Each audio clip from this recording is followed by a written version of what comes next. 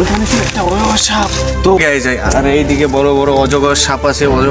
অজগর সাপ দেখতে পাওয়া যায়। আমাদের চোখে এখনো ভিড়েনি গাইজ। তো আমি তোমাদেরকে ফুল ভিডিওতে দেখাবো, তো তোমরা দেখতে থাকো। আমার বড় বড় অজগর সাপ থাকে। তো এই যে এইদিকেও তোমার বাঘ থাকে, বাঘ ভাল্লুক সমস্ত কিছু থাকে। তো আমি তোমাদেরকে যেগুলো পারবো সেগুলো তোমাদেরকে দেখাবো, কারণ আমি একটা ব্লগার। আমি তোমাদেরকে সমস্ত কিছু দেখানোর চেষ্টা করবো। তো দেখতে থাকো তোমরা। তো ক্যামেরাম্যান ওইদিকে দেখাও। ওইদিকে কিছুক্ষণ আগে গাইজ ওই ছিল বাঘ ছিল, ভালো গাইজ। তো আমরা ওইখানে ধরতে পারিনি।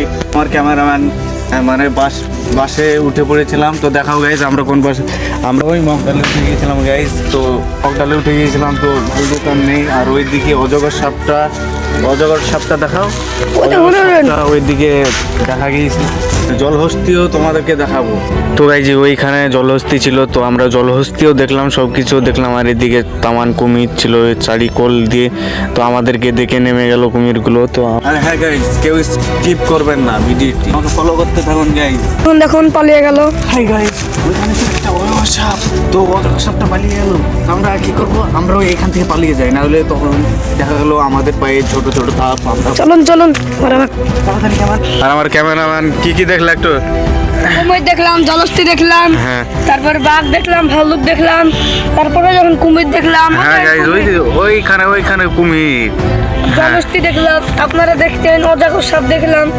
আপনারা চ্যানেলটা সাবস্ক্রাইব করে রাখুন, আপনারাও দেখতে পাবেন নেক্সট ভিডিও থাইল্যান্ডে গিয়ে।